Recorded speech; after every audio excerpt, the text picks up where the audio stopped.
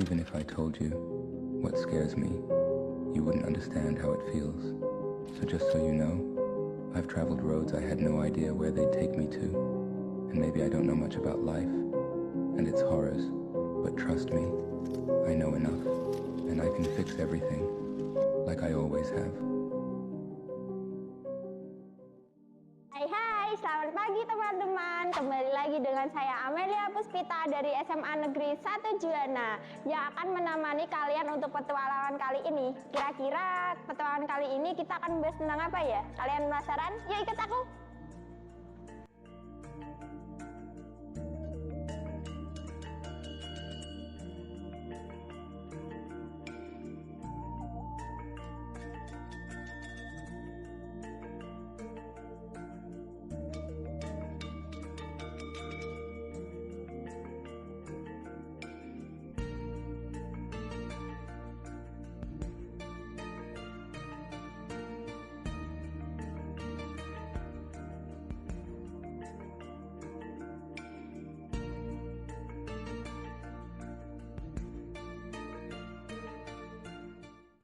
Teman-teman, jadi kali ini kita akan membahas mengenai jembatan tua Kota Juwana. Sekarang saya sudah berada di Jembatan Juwana.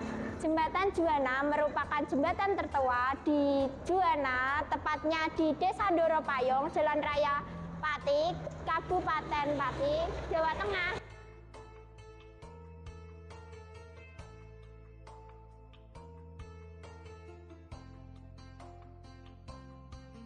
Sejarah Jembatan Juwana. Jembatan Juwana memiliki sejarah yang panjang. Jembatan Juwana dibangun pada tahun 1486 Masehi. Jembatan Juwana dulu sempat menjadi nama perlintasan kereta api di daerah Juwana Lasem atau Kota Rembang.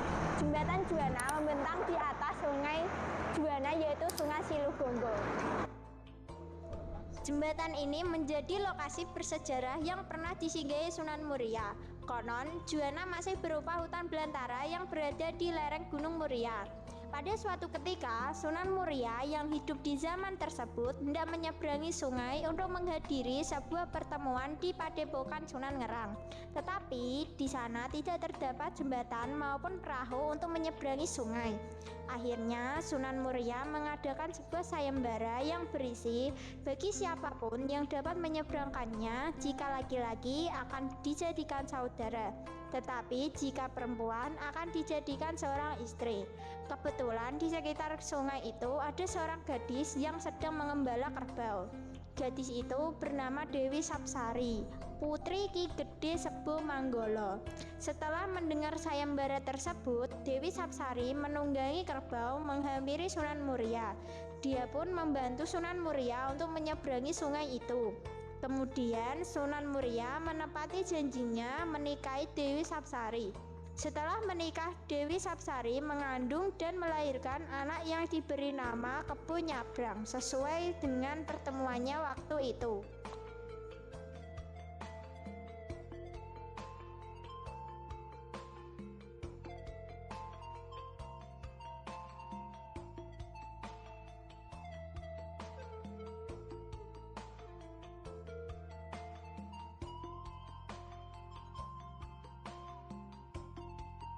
Kebakaran di Jembatan Juwana. Peristiwa ini terjadi pada tanggal 22 Mei 2022 pada dini hari pukul 3 waktu Indonesia Barat. Berdasarkan kesaksian warga, peristiwa ini terdengar adanya suara letusan, kemudian disusul dengan kobaran api yang membumbung tinggi. Tidak ada korban jiwa atas insiden kali ini, namun dapat ditaksir kerugian mencapai 30 juta rupiah. Dan terdapat 10 rumah warga yang ludes akibat dilahap oleh si jago merah. Tetapi peristiwa kali ini tidak diketahui penyebab pastinya, namun bisa dikatakan terjadi akibat konsleting listrik.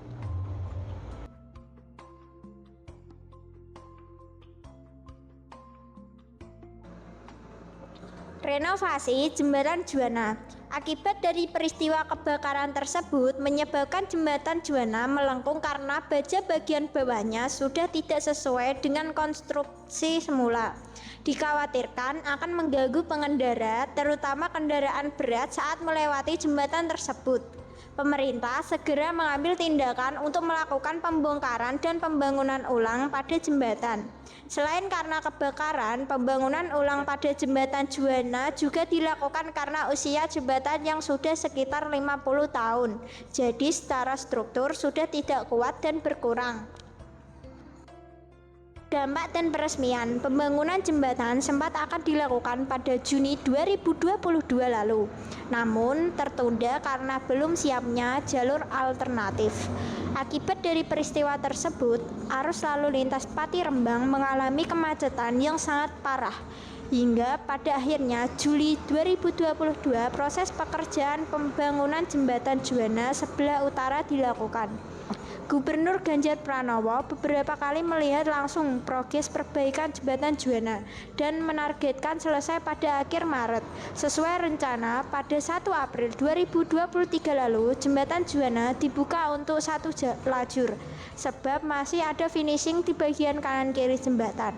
Setelah finishing selesai, jembatan Juanda kini sudah dibuka 2 jalur. Sejarah dan peristiwa dari jembatan Juanda. Saya Amelia Puspita dan juru kamera Raffi Nayotama pamit undur diri. See you, bye bye.